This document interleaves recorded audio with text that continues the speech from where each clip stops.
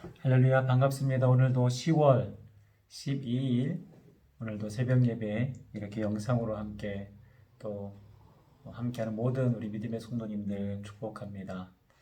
오늘 하루도 내가 하나님 말씀 안에서 새 하루를 열고 이 말씀으로 또 새 힘 공급받는 귀한 시간 되었으면 좋겠습니다. 우리 오늘 함께 묵상할 말씀은요. 나눌 말씀은 예레미야 46장 13절에서 28절 말씀입니다. 제가 가지고 있는 성경 1125페이지입니다. 예레미야 46장 13절에서 28절 말씀인데요. 제가 13절에서 26절까지 말씀을 한번 천천히 읽어보도록 하겠습니다. 눈으로 함께 따라 읽어주시면 좋겠습니다. 바벨론의 느부갓네살 왕이 와서 애굽 땅을 칠 일에 대하여 선지자 예레미야에게 이르신 여호와의 말씀이니라. 너희는 애굽에 선포하며 믹돌과 놋과 다바네스에 선포하여 말하기를 너희는 굳건히 서서 준비하라. 내 사방이 칼에 삼키웠느니라. 너희 장사들이 쓰러짐은 어찌함이냐. 그들이 서지 못함은 여호와께서 그들을 몰아내신 까닭이니라. 그가 많은 사람을 넘어지게 하시매 사람이 사람 위에 엎드려지며 이르되 일어나라 우리가 포악한 칼을 피하여 우리 민족에게로 우리 고향으로 돌아가자 하도다. 그들이 그곳에서 부르짖기를 애굽의 바로 왕이 망하였도다. 그가 기회를 놓쳤도다. 만군의 여호와라 일컫는 왕이 이르시되 나의 삶으로 맹세하노니 그가 과연 산들 중에 다볼같이 해변의 갈멜같이 오리라. 애굽에 사는 딸이여 너는 너를 위하여 포로의 짐을 꾸리라.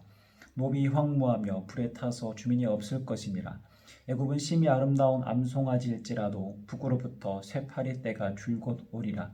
또 그 중에 고용꾼은 살찐 수송아지 같아서 돌이켜 함께 도망하고 서지 못하였나니 재난의 날이 이르렀고 벌받는 때가 왔음이라. 애굽의 소리가 뱀의 소리 같으리니 이는 그들의 군대가 벌목하는 자같이 도끼를 가지고 올 것임이라.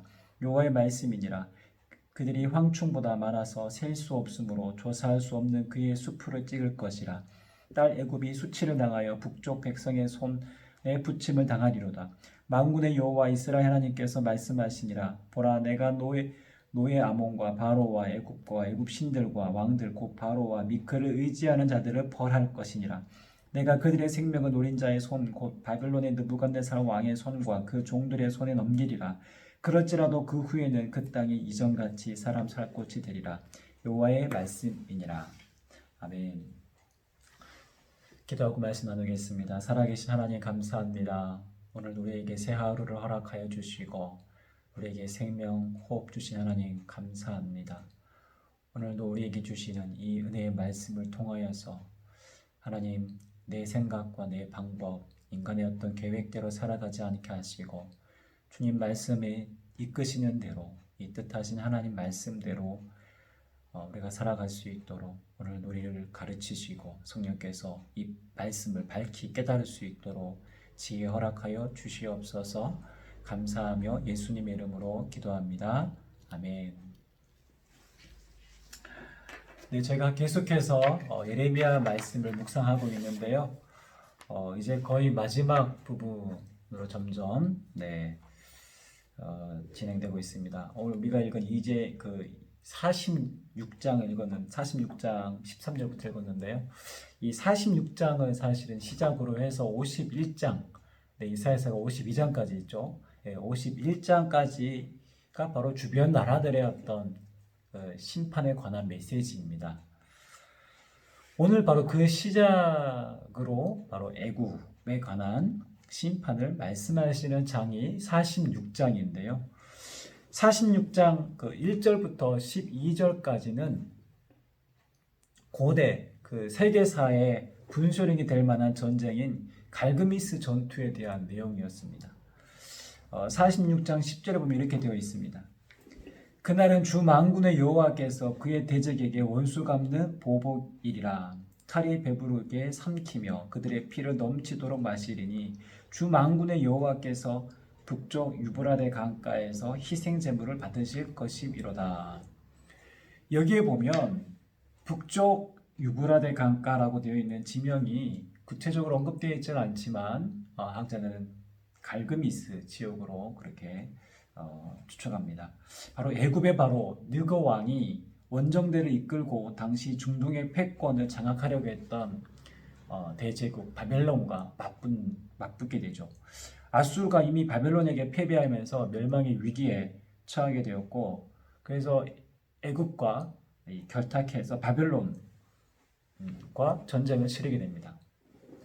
이때가 바로 주전 605년입니다. 애굽은 바벨론의 그 전력을 우습게 여기면서 내가 일어나 땅을 덮어 멸하겠다라고 아주 오만한 말을 거침없이 내뱉으며 그렇게 전쟁에 나아가지만 보란듯이 패배하고 용사들의 함성은 결국 울부짖음으로 끝나고 맙니다. 중동의 패권 다툼의 한 역사로 우리가 치부할 수도 있지만 예레미야는 이 사건을 단순히 나라 간의 영토 간의 어떤 그런 전쟁으로 그치지 않고 역사의 주권자 대신 하나님의 통치로 인한 애굽의 패배라는 결과로서 선포합니다. 그래서 이제 13절부터 이어지는 내용은 비슷하지만 다른 시간과 다른 내용입니다.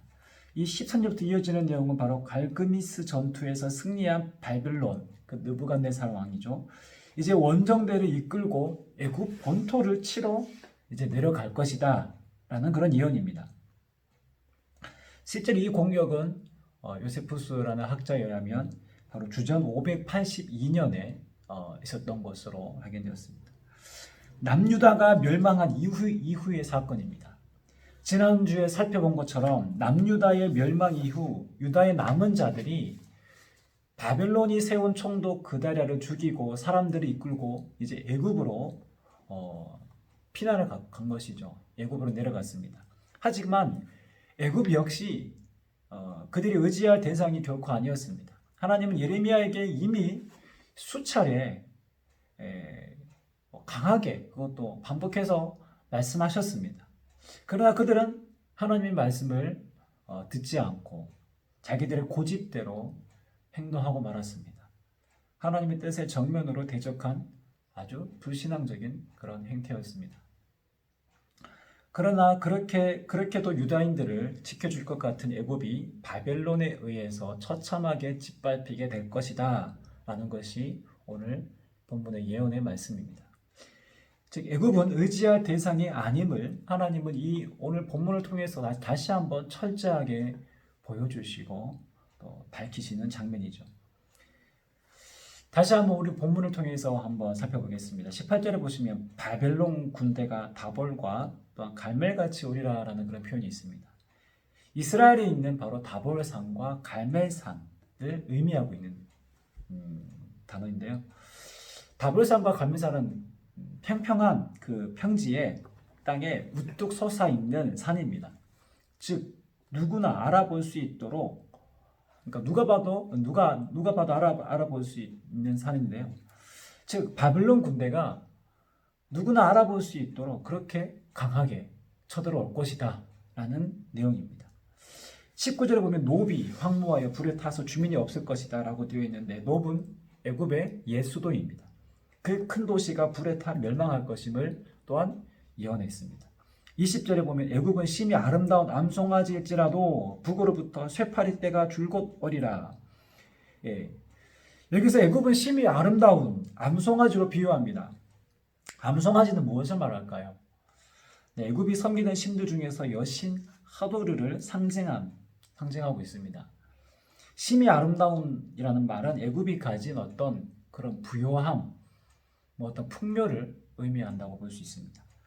그러나 아무리 그들의 신들이 자기들을 지켜주고 그들을 부요한 풍요로운 강국으로 지켜주는 것 같아도 북쪽에서 들이닥친 쇠파리떼, 곧 바벨론의 군대를 의미하죠. 이 쇠파리떼에 의해서 짓밟혀 황급히 도망가게 될 것이다. 근데 그들이 도망가는데 마치 그 소리가 22절에 보면 뱀의 소리 같다라고 했습니다. 이것은 뱀이 도망갈 때 소리 없이 도망가죠. 소리 없이 달아납니다. 마치 애굽이 놀라 당황하여 어쩔 줄 몰라 하는 어떤 은유적인 어떤 표현을 이렇게 뱀이 소리 없이 달아나듯 이렇게 표현하고 있습니다. 이렇게 애굽이 바벨론에게 패배하는 것이 바벨론이 힘이 세거나 강해서가 아니라 온 땅의 주인 되신 하나님께서 바벨론 왕 느부갓네살을 통해 역사하셨기 때문입니다. 애굽을 바벨론에게 넘기기로 작정하셨기 때문입니다. 하나님이 바벨론을 애굽을 심판하기 위한 도구로 사용하신 것이죠. 즉 세상의 모든 나라와 열방이 하나님의 주권적인 통치 아래 있다라는 그 사실을 오늘 본문은 아마 계속되는 본문을 통해서 하나님이 그것들을 예레미야를 통해서 보여주고 계십니다. 세상의 강한 나라들이 한 시대에 마치 그 나라가 가지고 있는 파워가 절대적인 것처럼 보여지겠지만 아무리 그들이 강한 것처럼 보일지라도 그들 역시 하나님의 절대적인 주권 아래 있다라는 것입니다.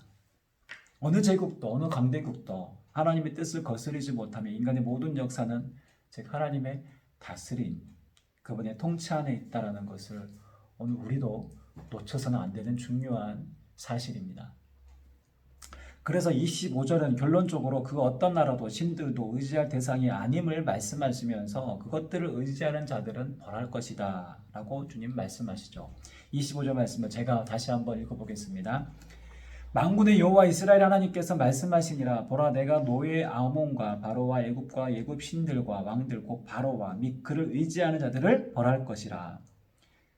이 말씀은 애굽을 의지해서 애굽으로 내려간 유다인들에게 하신 말씀입니다. 동시에 이 말씀은 수많은 신들과 바로 왕을 의지하는 애굽인들에게도 하신 말씀입니다.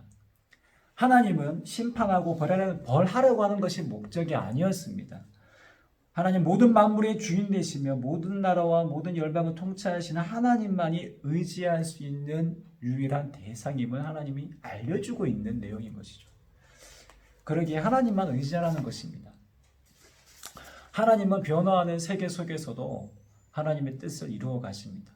만약 우리가 믿음의 눈으로 이 사실을 바라보지 못한다면 우리는 눈에 보이는 강한 것을 의지하고 인간의 헛된 방법, 인간의 지혜를 따르는 자들이 되고 말 것입니다. 현재 코로나 팬데믹으로 인해서 전 세계가 고통받고 있습니다. 강대국, 선진국, 후진국 할 것 없이 전 세계가 바이러스 앞에 속수무책 당하고 말았습니다. 부자와 가난한 자 구분 없이 이 전염병의 위험 속에 있습니다. 비록 코로나로 어려움과 고통 가운데 있지만 우리는 이 코로나로 인해 인간이 쌓아왔던 모든 것, 인간이 자랑했던 이 모든 것이 정말 한 줌의 아무것도 아님을 우리는 다시 한번 깨닫게 되었습니다. 인간이 기라성처럼 쌓아왔던 의료, 첨단, 과학기술이 마치 우리를 지켜주고 대단한 것처럼 여겨졌지만 이 모든 것의 무력함을 우리는 경험했습니다.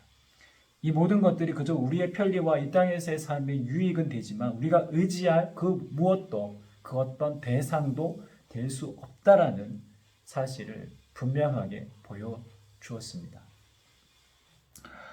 코로나 바이러스가 하나님으로부터 시작된 것은 아니지만 우리는 이 위기 상황 속에서 우리는 말씀하시는 주님의 메시지를 분별하며 우리는 들을 수 있어야 합니다.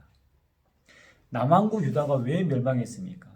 정치적으로 줄타기를 잘못해서일까요? 아닙니다. 그들의 참 주인이신 하나님을 등지고 온갖 우상 숭배를 통해 이방 신을 그들이 섬겨왔기 때문입니다. 하나님의 법을 철저하게 버리고 자기가 주인되어 자기 욕심과 탐욕대로 살았기에 결국 그 죄로 인해 그들 스스로 멸망을 자처하고 말았습니다. 코로나 사태가 장기화되면서 지금의 상황이 하나님이 일하시지 않는 것처럼 보이지만 그것이 실상이 아닙니다. 보여지는 것이 전부가 아닙니다. 그 이면에 우리는 하나님의 놀라운 역사를, 하나님의 선하신 뜻을, 계획을 우리는 신뢰하며 바라보아야 합니다. 결코 보이는 것에 속아서는 안 됩니다. 남왕국에서 애굽으로 넘어간 자들도 하나님의 역사의 손길을 보지 못했습니다. 자기 눈에 보기에 강한 자들을 그들은 의지했던 것입니다. 우리는 반드시 기억해야 됩니다. 하나님께서 지금도 모든 인류의 역사를 다스리고 계심을, 우리는 이 믿음의 바탕 위에 이 믿음의 눈으로 오늘의 삶을, 이 세계에 일어나는 모든 역사를 우리는 바라보고 그렇게 우리는 오늘을 살아가야 합니다. 지금 당장 우리의 환경이 좋아지지 않는다 할지라도 우리는 현재를 인내하며 여전히 주님을 신뢰해야 합니다. 주님이 앞으로 어떻게 일하실지 우리는 구체적으로 잘 알지 못합니다. 주님이 마치 점쟁이처럼 그렇게 우리에게 말씀하시지 않습니다. 그런데 우리는 하나님이 어떤 분이심을 말씀을 통해서 우리는 알고 있습니다. 그분은 신실하십니다. 약속하신 것을 반드시 지금까지 하나님은 신실하게 행하셨고 또 앞으로도 행하실 것입니다. 노아를 통해, 아브라함을 통해, 다윗을 통해, 수많은 예언자들 통해 약속하신 그 구원을 하나님 십자가로 이루셨습니다. 그리고 우리의 불순종과 죄인됨에도 불구하고 그분은 이 구원을 끝까지 완성해 나가실 것입니다. 또한 우리 하나님은 사랑이십니다. 자기 아들을 아끼지 않으시고 우리를 위해 대성물로 삼으셨습니다. 지금 내 모습이 부족하고 초라하고 때로는 믿음이 약해 보여도 여전히 하나님 우리를 포기하지 않으시고 우리를 지키시고 우리를 사랑하십니다. 하나님이 어떤 분이신지 우리가 이 사실에 대해서 말씀을 통해서 확실히 이 약속을 붙잡고 있다면 우리는 내일이 어떠하든 당장 내일이 종말이 찾아와도 우리는 두려워하지 않을 수 있습니다. 그래서 내가 믿는 하나님이 오늘도 전 세계 열방을 통치하고 계신다, 다스리고 계신다라는 이 놀라운 사실을 우리가 기억해야 됩니다. 하나님은 지금도 일하십니다. 하나님은 마치 지금 악이 창궐해 보이는 이 시대 속에서도 하나님은 선한 일을 지금도 계획하시고 하나님의 사람들을 통해서 지금도 그 선한 일을 이루어가고 계십니다. 악을 손으로 바꾸시고 십자가로 부활의 승리를 이루신 것처럼 오늘 우리에게도 최후 승리를 어떠한 고통과 어려움 속에서도 이루실 것입니다. 그래서 내일 무슨 일이 일어날지에 대한 어떤 관심보다도 오늘 내가 주님을 의지하고 있는가, 우리는 거기에 더 초점을 맞추며 오직 주님께 소망을 두는 그런 삶을 살아야 될 줄 믿습니다. 오늘 저와 여러분들의 삶이 오늘도 주님만을 의지하며 주님께 소망을 두는 그런 복된 삶 되시기를 주님의 이름으로 축원합니다. 기도하겠습니다. 주님, 오늘도 주님 주신 말씀을 통해 우리가 누구를 의지해야 할지 다시 한번 분명하게 말씀하시니 감사합니다. 하나님을 저버린 유다 백성들이 의지했던 대상은 애굽이었습니다. 그러나 하나님은 마치 자기들을 지켜줄 것처럼 보였던 애굽도 추풍낙엽처럼 바벨론에게 멸망할 수밖에 없음을 말씀하셨습니다. 세상은 그 어떤 것도 그 무엇도 우리를 지켜줄 수 없고 의지할 대상이 아님을 주님 우리에게 말씀하시니 감사합니다. 오직 주님만 우리의 찬양받게 합당하시기 우리가 의지해야 할 분임을 고백합니다. 내 길을 여호와께 맡기라. 그를 의지하면 그가 이루시고 내 의를 빛같이 내 공의를 정의의 빛같이 하시겠다고 말씀하신 주님, 그 어떤 크고 작은 문제도 우리의 앞날도 우리의 어떤 삶의 계획도 하나님 모두 주님께 맡기오니 주님의 뜻하신 대로 이루시고 어떠한 상황에서도 하나님 우리가 낙심치 않고 우리를 붙드시고 우리와 함께 하시는 주님을 더욱더 신뢰하며 바라보는 믿음의 백성 될 수 있도록, 성도 될 수 있도록 주님 인도하여 주시옵소서. 오늘의 하루의 삶도 주님께서 동행하여 주시고 우리의 앞날에 늘 주님 길이 되어 주실 것을 믿고 의지하며 감사하며 예수님의 이름으로 기도합니다. 아멘.